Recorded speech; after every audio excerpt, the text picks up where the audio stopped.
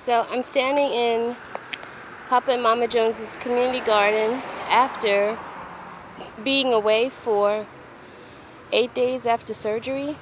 What happens when no one is available to tend the garden just in a short time?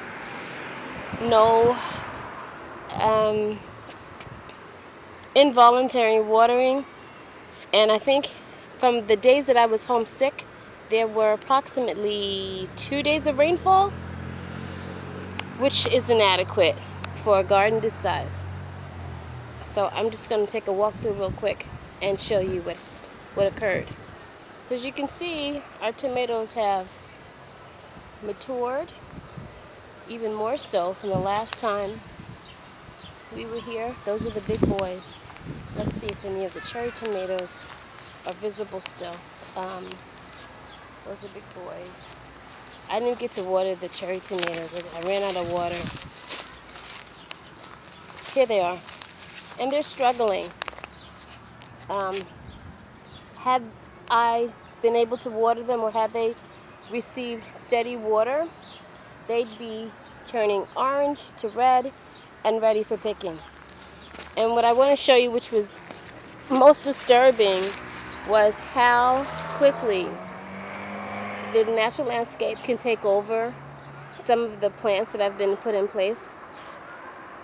And it's really odd because people just look and they're like, oh my God, it's so green, and the sunflowers are everywhere, which is fine, but then it becomes overwhelming. Okay, so I'm going to keep walking. This was a bed of spinach seeds. Because of a lack of watering, they're not sprouting like they should. I don't know if they're going to even sprout. The foxglove without water is not flowering. And the broccoli, believe it or not, is doing significantly well. I watered it today, and it's coming along. Can you see that? Let me get over here. Can you see? Yeah. These were the last 2 boxes that I had that I was going to leave for natural landscape, and it took on a life of its own.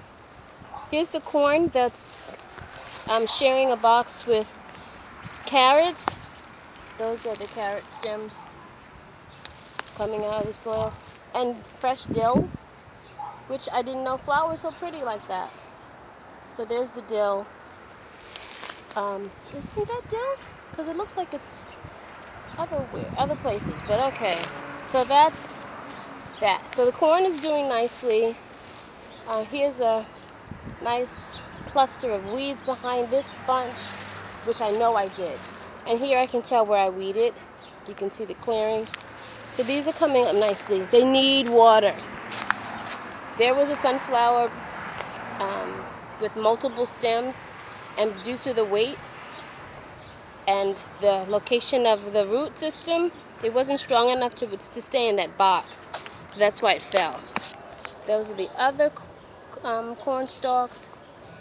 And the cherry and apple tree. Let's see. I don't want to go too far. As you can see, I don't know if I filmed this, but last week it was really low, and now you can see the growth. And it just takes over the soil. This is the path. Yeah, these are all sunflowers. These are all sunflowers that are just popping up everywhere. These are actually a combination of pea pods that are maturing, and I'm not sure where Brother Martine's peppers are going to be, but something's growing.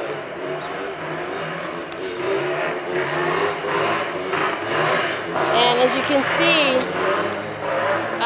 the wildflowers are doing what they do in the back. But had I not put this weed block down, I would not even be able to walk past this point, because the weeds would be upwards of 3 feet, which is at my hip. And if you look over here, I left this open just to show you that these weeds will continue to grow. I thought at one point they would stop and flower, but they'll continue to grow. They'll grow as high as 4 feet, which I discovered last summer. And these are a couple of plants that I noticed. Also perennials. It's only a couple of them that I noticed, but they come back every year, and I wanted to move them, but then I decided to leave them where they are. It's there and there. And I just want to work with the space as much as possible. I don't want to give up on the garden. That's part of my mission for Papa Jones. Whether he knows or not that it's being worked on, I want him to know that it is being worked on. What else? And that's it. It's a lot to do.